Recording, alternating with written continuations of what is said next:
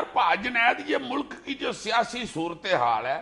یہ کدھر کو جا رہی ہے؟ کسی وقت تو ایک دم دل ڈر جاتا ہے جس طرح کے بیانات شروع ہو گئے ہیں ہر طرف سے، اور کسی وقت دل کو تسلی بھی ہوتی ہے کہ یار کھل کے بات ہو رہی ہے، انشاءاللہ کو اچھا بیچ میں سے رزلٹ نکلے گا۔ کبھی یہ لگتا ہے کہ یار یہ ایک دوسرے سے لاڑی نہ پڑے، پھر لگتا ہے کہ یار یہ اس طرح لڑیں گے آپس میں بحث کریں گے تو کوئی چیز نکلے گی بیچ میں سے نہیں۔ کبھی یہ سوچنا شروع ہو جاتا ہوں کہ یا اللہ ایسی باتیں تو کبھی بھی نہیں تھی ہوئی، کوئی نواں چاندنی نہ چڑھ جائے۔ پھر میرا دل سوچتا ہے کہ نہیں یار ایسی باتیں ہونی چاہیے تھی، پہلے ہو جاتی تو شاید پٹڑی ٹھیک پہ چڑھ جاتا ملک۔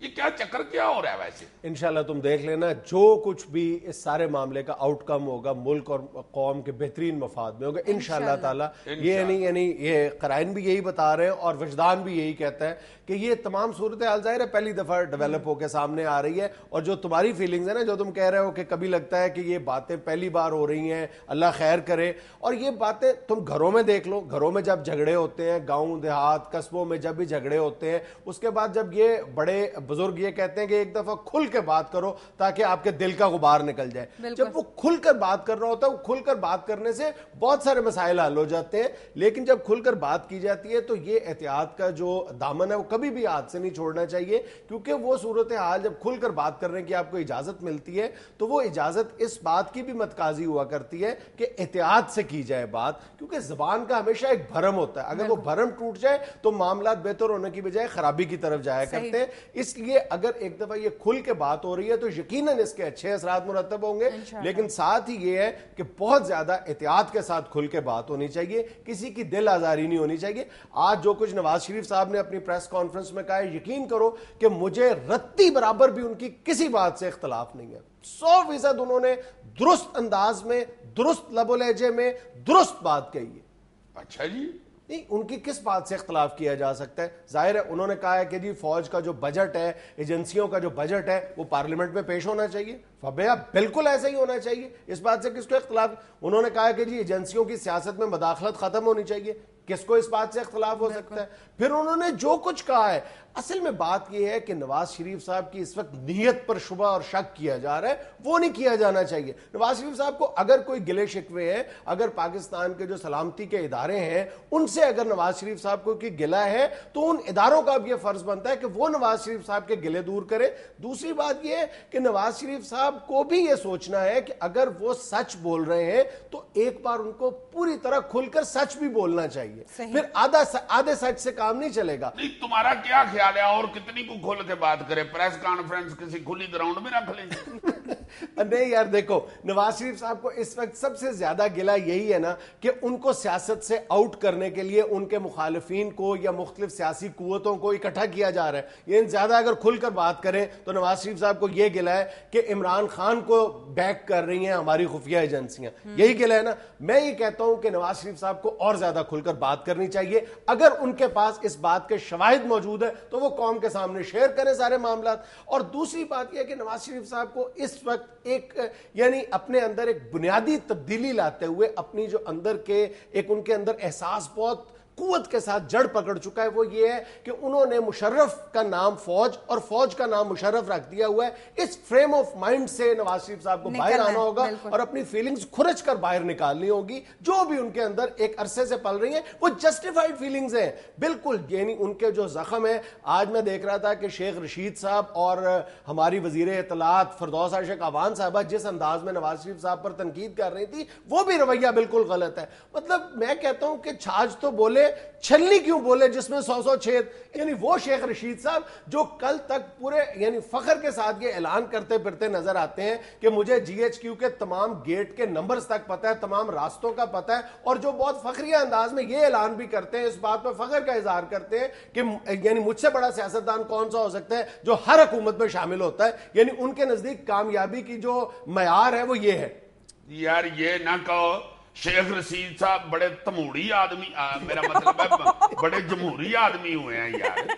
اپنے بازار میں وہ جا کے ریڑیوں والوں کے پاس بیٹھے ہوتے ہیں۔ اور دوسری طرف فردوس عاشق اوان صاحبہ کیا فرما رہی ہیں، یعنی نواز شریف کی پریس کانفرنس پہ انہوں نے جس غیر ذمہ دارانہ انداز میں جس رد عمل کا اظہار کیا ہے، اسی طرح کا جو رد عمل ہوتا ہے یا اسی طرح کا جو رویہ ہے وہ سیاست میں مزید تلخیوں کو جنم دیتا ہے، کہ انہوں نے فوری طور پر نواز شریف صاحب کو انڈیا کا اور امریکہ کا ہمنوا قرار دے دیا ہے کہ وہ کام جو انڈیا اور امریکہ پاکستان کے خلاف کر رہے ہیں نواز شریف ان کے پشتیبان بن رہے ہیں۔ کیا مطلب، آپ کیا کہہ رہی ہیں؟ آپ سیاست میں تلخیوں کو آپ کم کرنا آپ کی ذمہ داری ہے یا ان کو بڑھاوا دینا ذمہ داری ہے آپ کی؟ نہیں یار یہ تو کوئی بات نہیں، ڈاکٹر فردوس عاشق اوان صاحبہ نے بولنا تو ہے نا، آخر وہ وزیر شرارت میرا مطلب ہے وزیر ثقافت اور اطلاعات و نشریات ہیں، یہ تو نہ کہو۔ بات سنو، میں صرف شیخ رشید یا فردوس عاشق اوان کی بات نہیں کر رہا، نون لیگ کے اندر بھی بہت سے ایسے ہاکس موجود ہیں جو اس ساری یہ جو ایک فضا پیدا ہوئی ہے اس کو خراب کرنے کی کوشش کر رہے ہیں، یا کوشش دانستہ طور پر نہیں کر رہے لیکن ان کے لب و لہجے سے یہ فضا ضرور متاثر ہو رہی ہے۔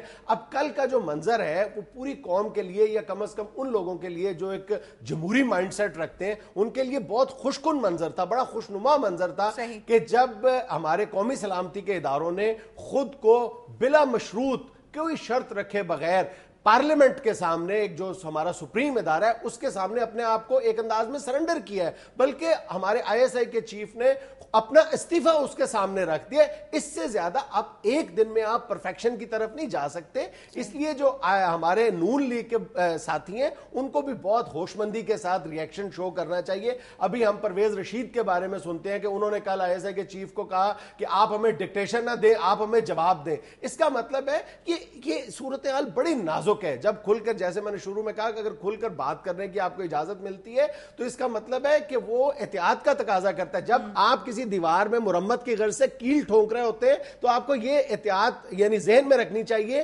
یعنی آپ کو چوٹ اس طرح لگانی پڑتی ہے کہ کیل ٹیڑھا نہ ہو جائے۔ یار پرویز رشید صاحب نے بھی یہ بات اس لیے کر دیا کہ وہ بھی بڑے پرانے سیاست گرد ہیں، اپنا میرا مطلب ہے